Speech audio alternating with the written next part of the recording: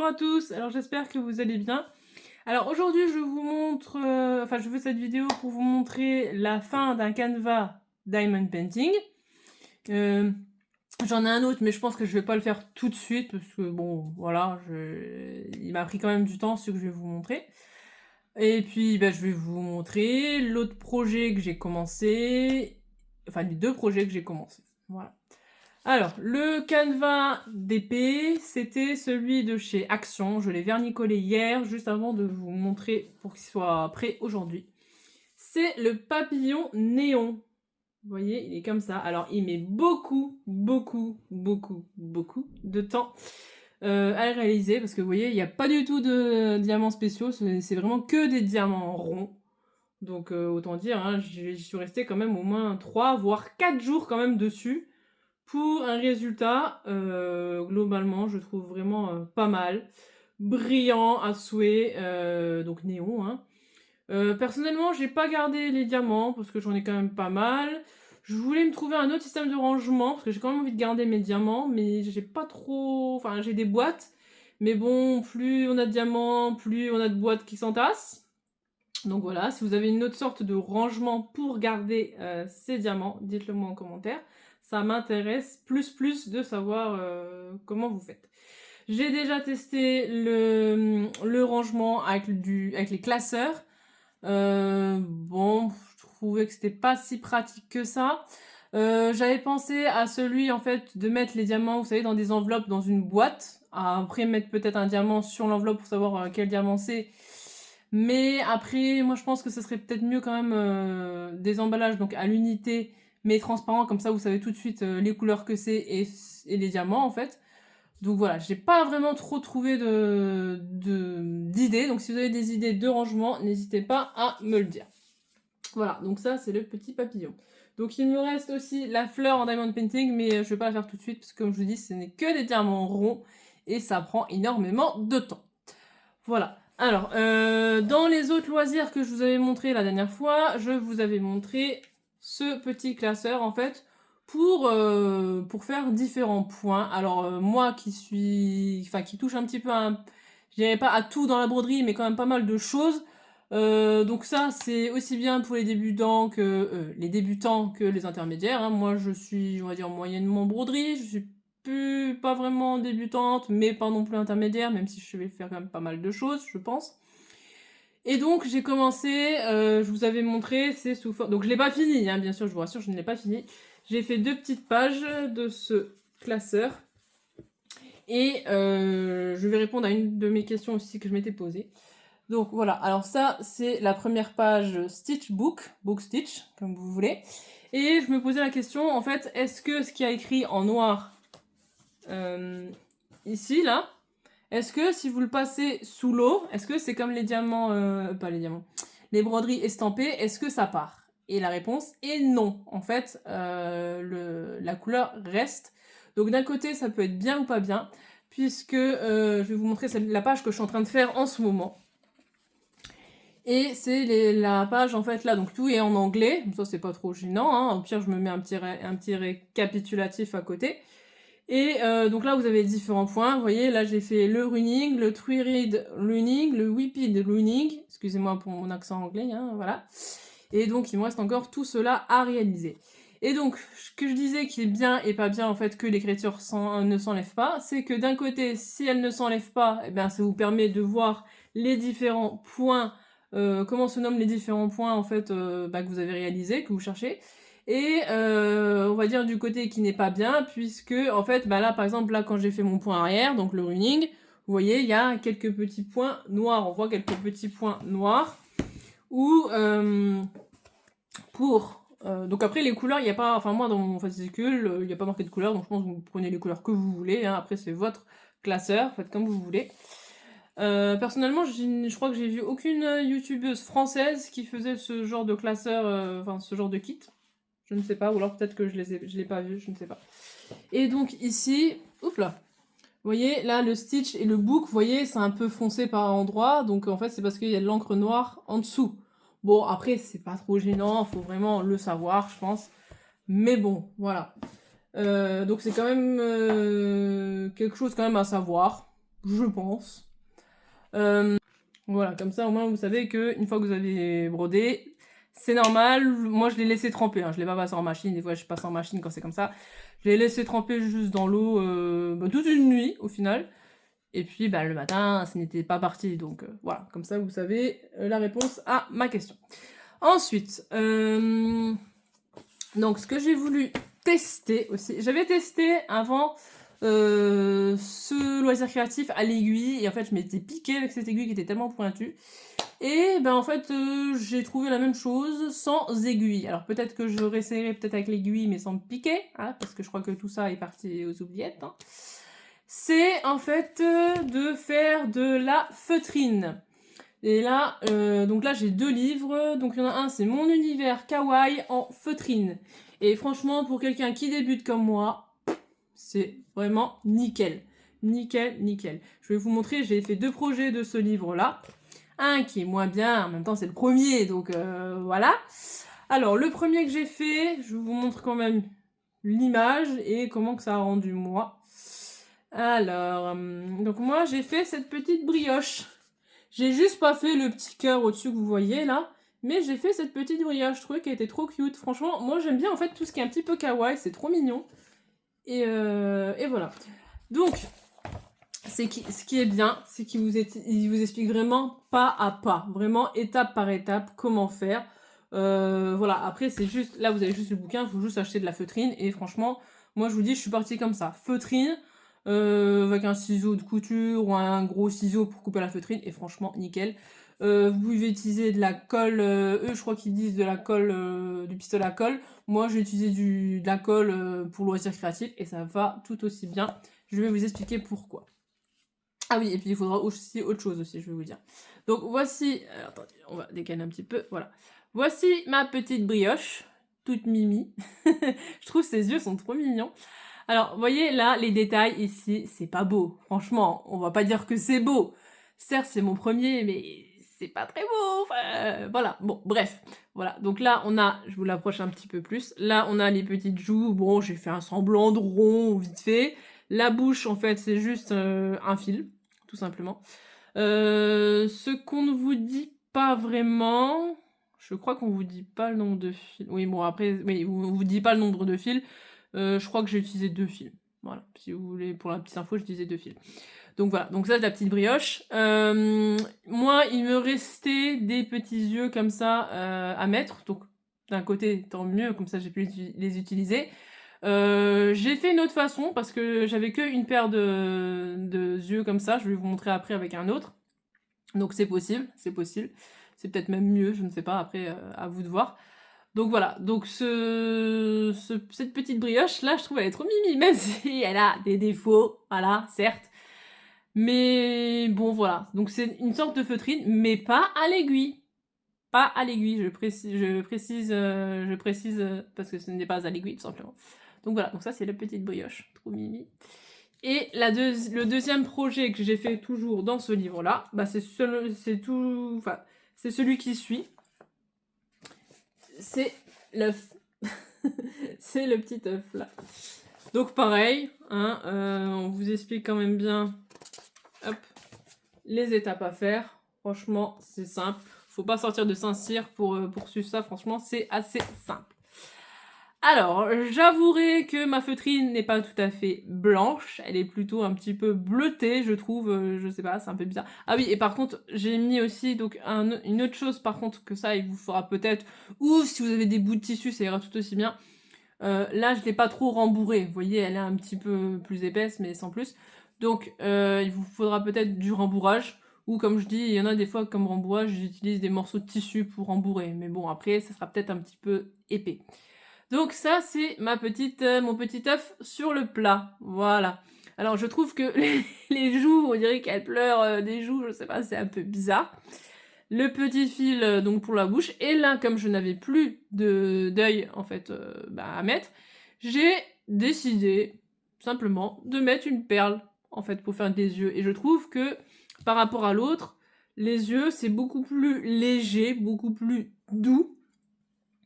Là vous voyez par rapport au fil, je me suis un petit peu améliorée déjà pour une deuxième fois, ça fait moins un carnage que là. Voilà, donc le petit œuf, comme ça. Voilà, donc j'ai mis du rembourrage, donc vous voyez ici au niveau de l'épaisseur, c'est quand même plus épais. Pour la feutrine et pour le rembourrage, qu'est-ce que j'ai fait? Voilà, alors le rembourrage, je me suis pas cassé la tête, je sais que chez Mondial Tissu, vous avez des gros sacs de rembourrage, enfin, j'ai pas acheté un truc comme ça. Je vais tout expliquer, ne vous inquiétez pas. Alors, pour la feutrine, d'ailleurs, avant que j'oublie, le livre là, il existe un kit en fait où je crois que vous avez le livre et vous avez tout ce qu'il y a dedans. Moi, le livre là, je l'ai trouvé chez Mondial Tissu, mais apparemment il existe un kit où vous avez le livre et tout ce qu'il vous faut dedans. Alors, revenons à nos moutons. Donc pour, oups là, l'omelette s'en va, mon œuf s'en va.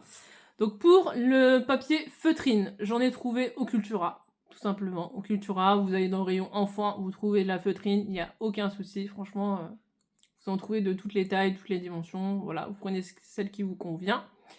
Et pour le rembourrage, donc comme je vous ai dit, je n'ai pas acheté du rembourrage spécifique chez Mondial Tissu, j'ai été simplement dans le rayon beauté d'un supermarché. Tout simplement. Et en fait, j'ai pris un peu des morceaux de coton en vrac, et en fait, quand j'ai fait mon espèce de point là, eux ils appellent ça comment? Un point. Alors attendez, c'est un point stratégique. C'est un point, je crois que c'est le point de feston, il me semble, si je me trompe pas. Attendez, juste que je regarde. Alors ça c'est pour l'arrière. Je sais plus. Oui, voilà, c'est ça. Le point feston, c'est bien ce qui me semblait.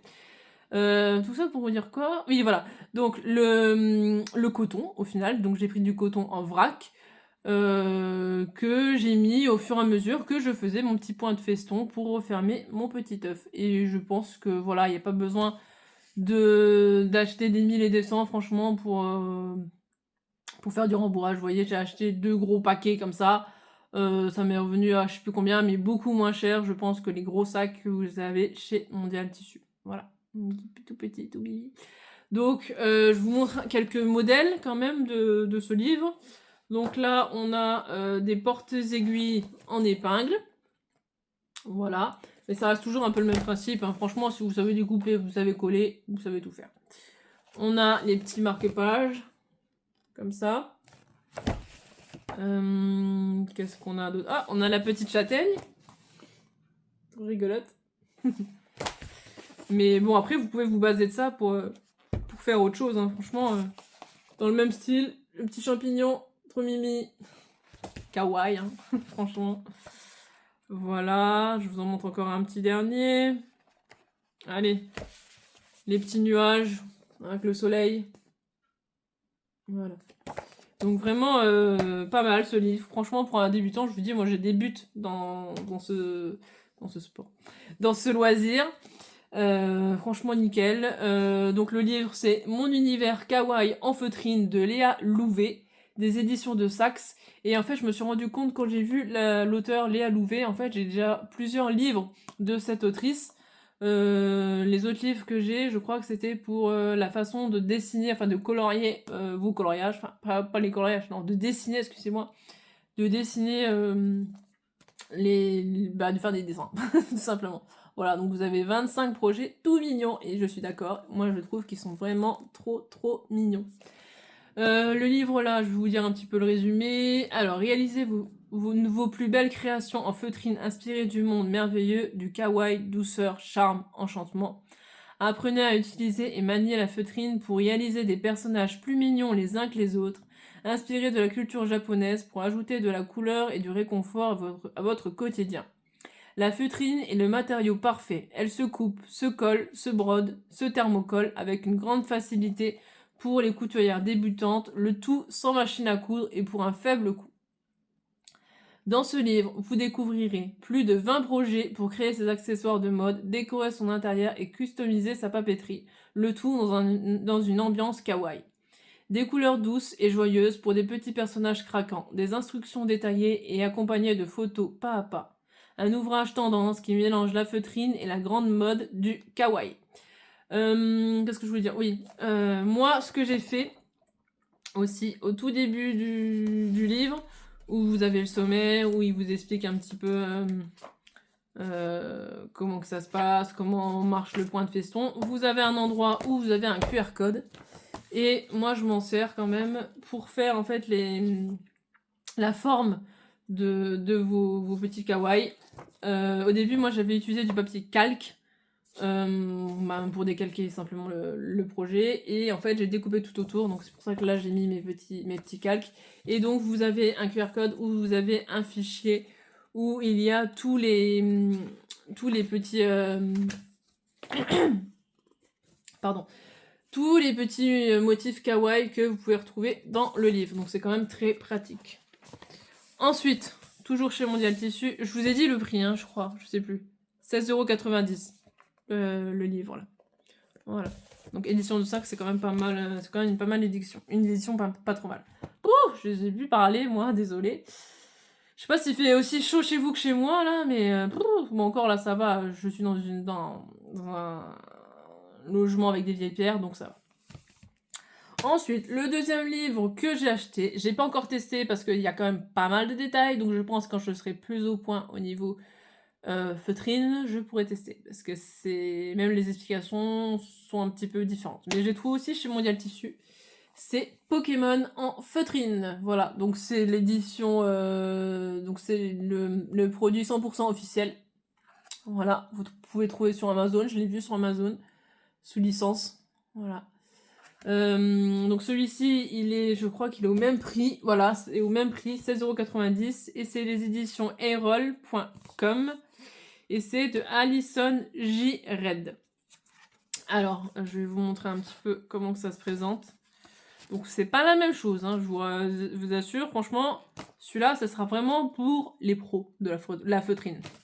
Donc, on va commencer avec un Pokémon très connu. Pikachu. Donc voilà le Pikachu une fois terminé. Donc là, vous avez un petit peu, il vous explique des petites choses en fait sur le Pokémon. Donc le numéro du Pokémon, le type, le poids du Pokémon, il fait 6 kg. La taille, il fait 4 mm je crois. Non, enfin, je sais pas. Bon bref, bon, voilà. Là, ici. Alors, là. Donc là, ici. Oups là. Putain, j'arrive plus. Là, vous avez donc tout le matériel et comment réaliser le Pokémon. Donc, vous avez tout sur une page. Hein. Et ici, vous avez tous les petits éléments, en fait, à avoir, en fait, pour assembler votre Pokémon. Donc, tous les petits éléments, là, à découper, enfin, à redécalquer. Hein. Ne coupez pas dans le livre. Enfin, bon, après, si vous voulez couper dans le livre, vous coupez dans le livre. Hein, c'est comme vous voulez. Hein. Donc voilà, donc ça c'est tous les petits éléments qu'il faudra mettre sur le Pikachu pour que ça donne un Pikachu comme ça. Voilà, donc pas mal de détails et tout en une page. Donc après, bon, vous avez Bulbizarre, vous avez les plus connus, Bulbizarre, Carapuce. Je vais vous montrer là, hop. Voilà, les petits Pokémon ici. Donc ça c'est les plus connus. Ceux du début quand vous jouez au Pokémon. Enfin, quand vous jouez sur la Game Boy, pour ma part, la plupart, à chaque fois, vous deviez choisir entre 3 Pokémon qui étaient ceux-là. Les plus anciens qui connaissent les Pokémon se reconnaîtront. Ensuite, vous avez mon préféré, Evoli. Le petit Evoli. Donc après, je pense que vous pouvez faire plusieurs variantes avec Aquali, Nectali... Ouais, parce que là, je crois pas que vous les avez. Je pense pas. Je vais regarder, mais je pense pas. Non, vous n'avez pas les évolutions. Mais après, c'est pas très compliqué. Hein. Vous prenez l'exemple d'Evoli, tout simplement. Et puis, bah, vous lui rajoutez des petites choses. Voilà. Bah, il fait 6,5 kg quand même, hein, mon petit Evoli. Voilà. Donc, bien sûr, hein, vous avez tous les petits détails à avoir, à découper. Eux, par contre, pour les yeux, vous voyez, eux, franchement, les yeux, c'est vraiment des morceaux, en fait, de feutrine à coller. C'est pas les yeux, comme je vous ai montré ici pour ma brioche, ou ici pour mon petit œuf. Ensuite, qu'est-ce qu'on a d'autre? Qu'est-ce que je vais pouvoir vous montrer d'autre comme Pokémon? Oui, ah oui. Le Hérissandre. Donc pour info, c'est celui-ci. Pokémon de feu, si je me trompe pas. Ouais, voilà. Pokémon de feu. La réalisation... Ah 1, 2, 3. Pardon. Matériel, la réalisation. Et puis, ben, tout ce qu'il faut prendre... voilà, pour faire le petit Hérissandre. Voilà. Attendez, je vais essayer de vous montrer celui-là, si je ne l'ai pas dépassé. Non. Alors, il était avant, peut-être.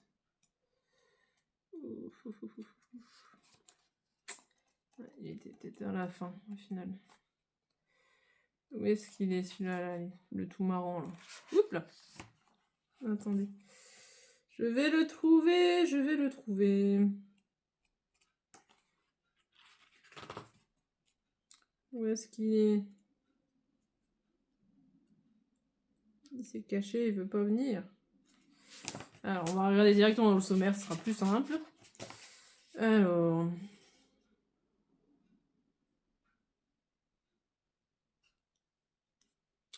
Où est-ce qu'il est? Voilà. Ouais, donc j'ai été vraiment trop loin. C'est pour ça que je le trouvais pas. Le v'là. Le petit Psycho-Quack. Le v'là. Je sais pas si vous avez regardé le film Pokémon Détective avec Pikachu, qui a en fait l'esprit, je crois, de... Je sais plus, il a l'esprit du père du dresseur. Enfin, je sais plus. Enfin, il y avait un truc, ça fait un moment que je l'ai pas vu. Je trouve qu'il est quand même pas trop mal. Donc voilà, donc ça, c'est le Pokémon Feutrine. Voilà. Voilà. Bah écoute, il est temps que je m'arrête moi parce que là, j'en peux plus. Voilà, donc c'était pour vous montrer un petit peu tous les petits projets. Voilà. Je vais sûrement continuer celui-là. La feutrine, je vais la continuer, mais peut-être pas tout de suite. Celui-là, c'est sûr, là, donc la fleur, je vais pas la continuer tout de suite parce que comme je vous dis, ça prend beaucoup de temps. J'ai mis au moins 4 jours, si c'est pas plus, à les réaliser, à le vernicoller et tutti quanti. Donc voilà, bah écoutez, j'espère en attendant que vous avez apprécié cette vidéo, ces petits loisirs créatifs. N'hésitez pas à laisser des pouces bleus, ça fait toujours hyper plaisir, à me laisser des commentaires, à vous abonner, à faire venir d'autres abonnés. Et moi, je vous dis à la prochaine. Bye!